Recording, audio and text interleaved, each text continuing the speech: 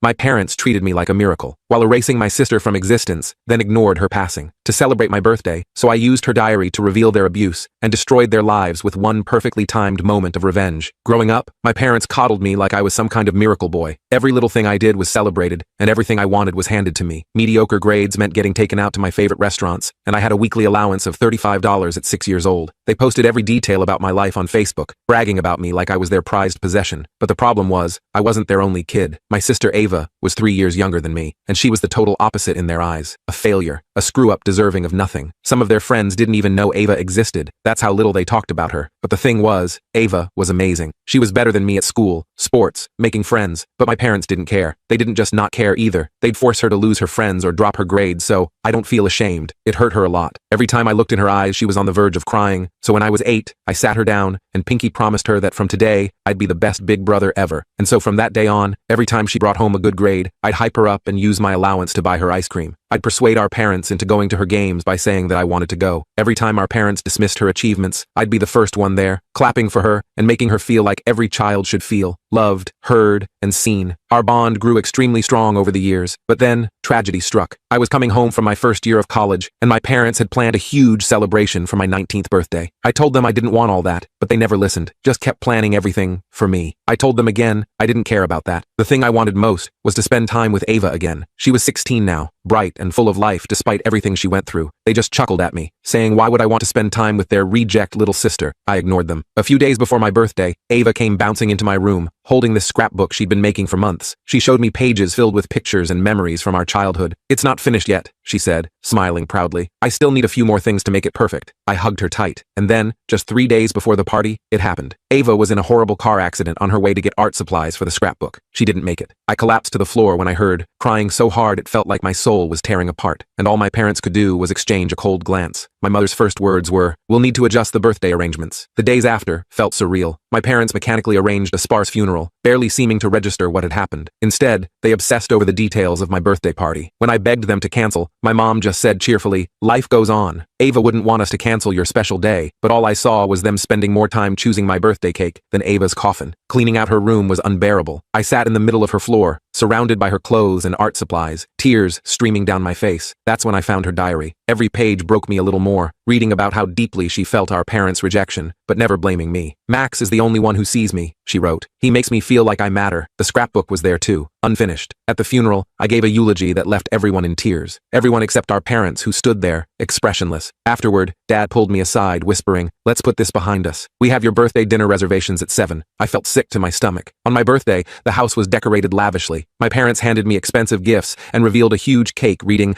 "Our perfect son." I sat there numb with grief until Mom chirped, "Enough moping, Max. Ava had her day yesterday. Today is about you." It was like getting punched in the gut. I stood up, shaking with anger and sadness, asking how they could possibly celebrate. My father calmly replied, "We've always known you were special." Ava understood her place. That's when something snapped inside me. I exploded, telling them exactly how Ava felt, unloved, invisible, and how I spent my entire life trying to shield her from their cruelty. My mother rolled her eyes, calling it teenage dramatics, while Dad shrugged and said, "Let's focus on the positive. We still have you." Tears blurred my vision. I grabbed the cake and hurled it against the wall. "I can't do this," I said, my voice shaking. Mom started theatrically sobbing, accusing me of betrayal, while Dad threatened to cut me off financially. I stared at them coldly and said, "You already cut me off in every way that matters." I packed my things, my hands trembling, and took Ava's scrapbook and diary, the only things left worth keeping, and headed out, or at least I tried, because my mother blocked me. "You're not leaving!" she yelled. She screamed, her face contorted with rage. I tried pushing past my mother to leave with Ava's belongings, but she grabbed my arm with surprising strength, her nails digging into my skin. I instinctively pulled away, causing her to stumble backward into the wall, her head hitting with a dull thud. Dad rushed to Mom's side, checking her for injuries and glaring at me with pure hatred. But instead of backing down, I stood my ground, clutching Ava's diary to my chest. Dad's face contorted with rage as he lunged at me, trying to grab the diary while shouting that I had no right to take family property. I dodged his grasp and backed toward the door, telling them I was leaving and they couldn't stop me. But Dad threatened to call the police and report me for assault and theft. Panic surged through me as I realized they might actually take Ava's memories away from me, so I quickly stuffed the diary and scrapbook into my backpack. Mom recovered and started crying dramatically,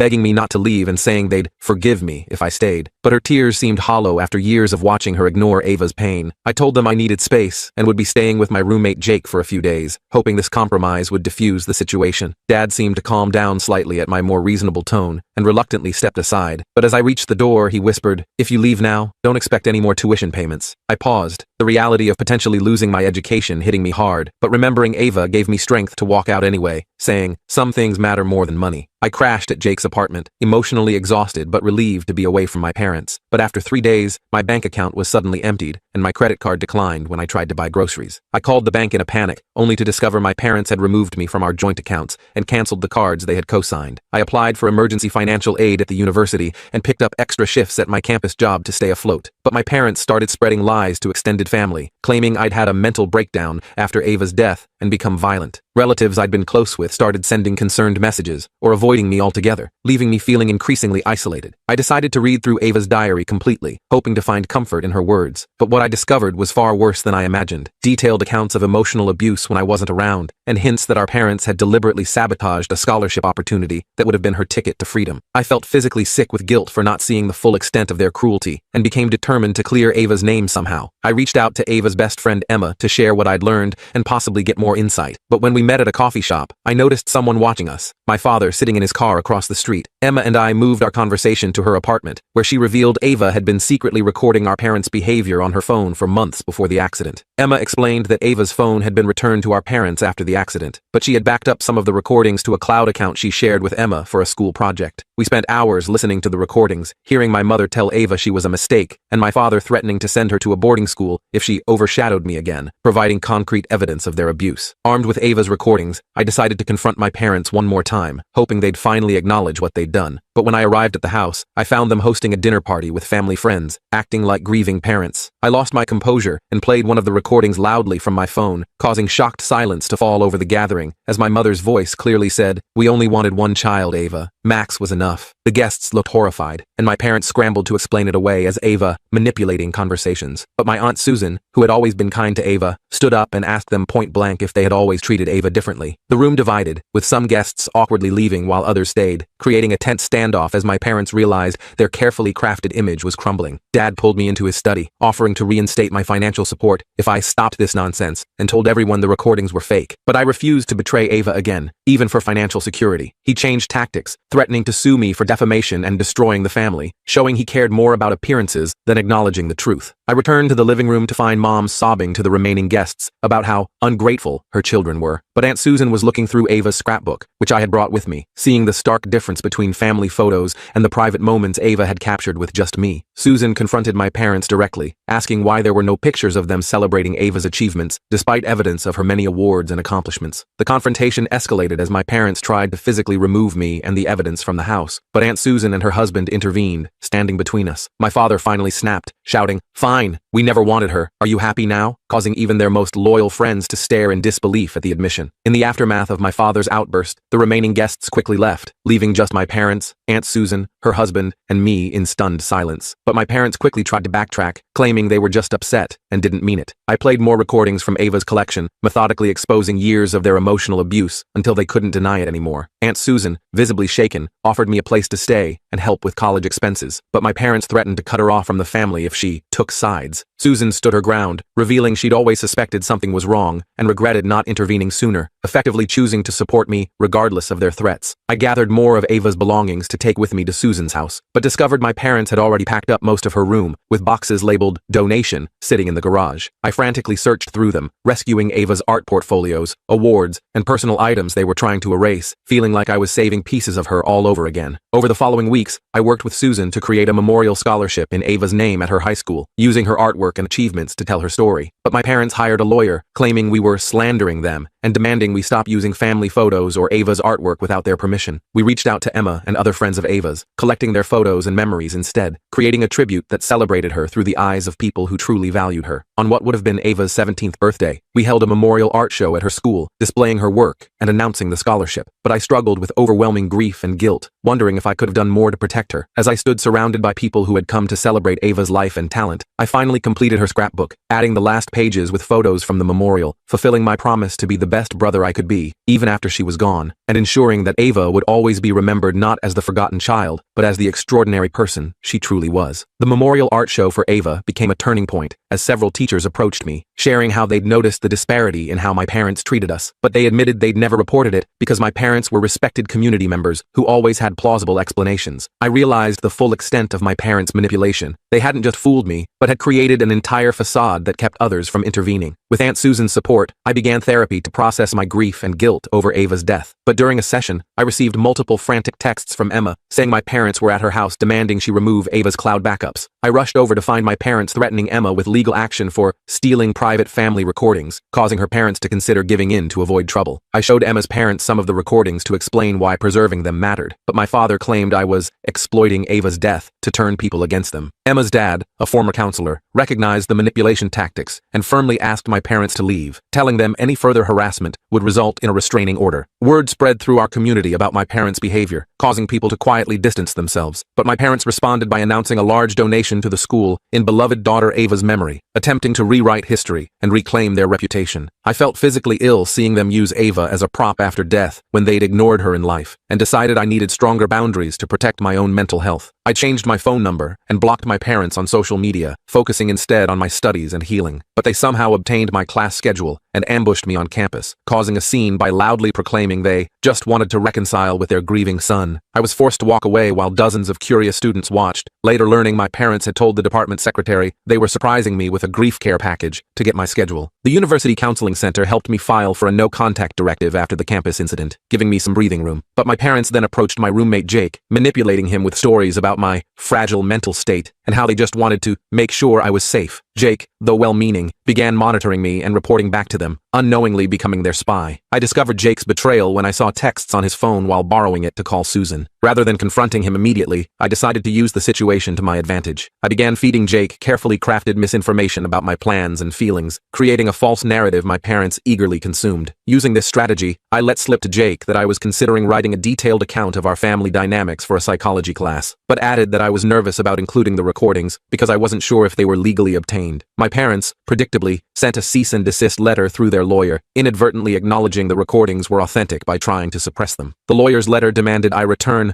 all property belonging to the family, including diaries, recordings, and photographs, but I had already created secure digital backups of everything with Susan's help. When I showed the letter to my therapist, she recognized it as continued emotional abuse and suggested I consider legal options to protect myself. I consulted with a family law attorney who reviewed Ava's recordings and my documentation, but explained that while the evidence showed clear emotional abuse, legal action would be expensive and emotionally draining. The attorney instead helped me draft a powerful response letter detailing exactly how my parents had failed both their children, with specific examples from the recordings, ending with my terms for any future contact. My letter to my parents included conditions: acknowledge their treatment of Ava, attend family therapy if they wanted any relationship with me, and stop the public performance of grieving parents. But instead of responding directly, they showed up at Aunt Susan's house unannounced, demanding to speak with me. Susan called me at work, warning me not to come home until they left, as they were becoming increasingly agitated. I finished my shift and headed to Emma's place instead, but noticed my father's car following me through traffic. When I took several random turns to confirm I was being followed, he stayed right behind me. I drove directly to the police station, where I explained the situation and asked for help, resulting in an officer speaking to my father about harassment. The police intervention temporarily stopped the following, but escalated my parents' tactics as they began contacting my professors with concerns about my academic performance. But one professor, Dr. Chen, had lost her own sister and saw through their manipulation. She connected me with the dean of students, who implemented additional protections for my educational privacy. With the university now aware of the situation, I felt safer on campus. But my parents pivoted to a new strategy, reaching out to mutual friends and family with a story that I was keeping Ava's ashes from them and preventing proper closure. I had to contact the funeral home for documentation,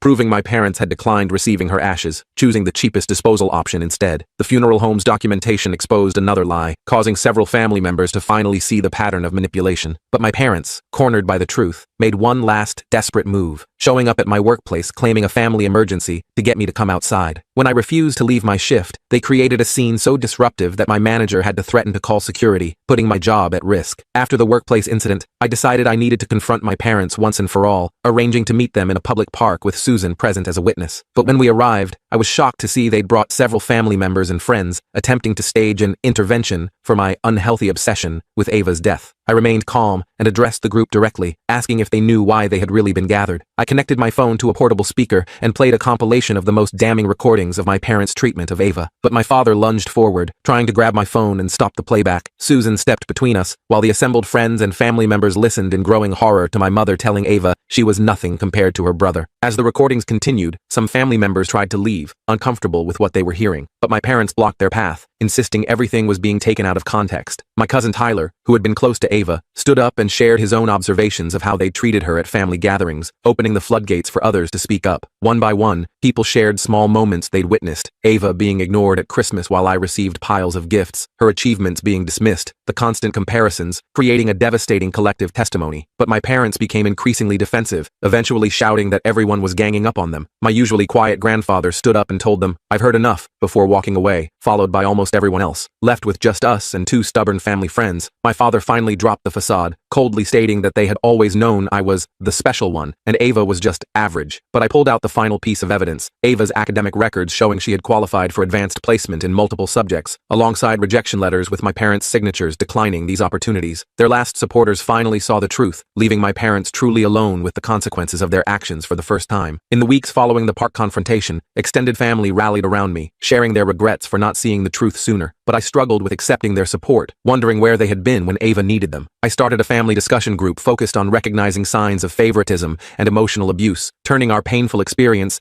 into an opportunity for growth and awareness. My parents made one final attempt to regain control, threatening to sell our childhood home, where I still hoped to retrieve more of Ava's belongings if I didn't end this nonsense. But Aunt Susan and Uncle Dave offered to buy the house themselves, neutralizing the threat. I was able to thoroughly search the house before they moved in, discovering a hidden box of Ava's awards and accomplishments my parents had kept from us both. The Ava Evans Memorial Scholarship gained momentum, with enough donations to support 2 students annually. But I worried that as time passed, people would forget the real Ava behind the scholarship. I worked with Emma and Ava's art teacher to create a permanent exhibition of her work in the school gallery, ensuring her talent would continue inspiring others. As the 1-year anniversary of Ava's death approached, I braced myself for renewed grief, but instead found unexpected healing in completing a project she'd never finished: a children's book she'd been illustrating about 2 siblings who could only see the stars when they were together. I partnered with a local publisher to release Starlight Siblings under Ava's name, with proceeds going to her scholarship fund. At the book launch, I prepared myself for my parents possibly showing up to cause a scene, but instead received a thin envelope containing a brief note acknowledging they had made mistakes with Ava, along with her birth bracelet from the hospital. While it wasn't the full accountability I'd hoped for, I recognized it as perhaps the first honest moment from them in years. Not enough for reconciliation, but enough to help me move forward, knowing that through the scholarship, the art exhibition, and now her book, Ava had finally become visible to everyone, her light no longer dimmed by anyone, her story told in her own voice, and her legacy one of creativity and resilience, rather than victimhood, fulfilling my childhood promise to be the best brother possible by ensuring she would never be forgotten or diminished again.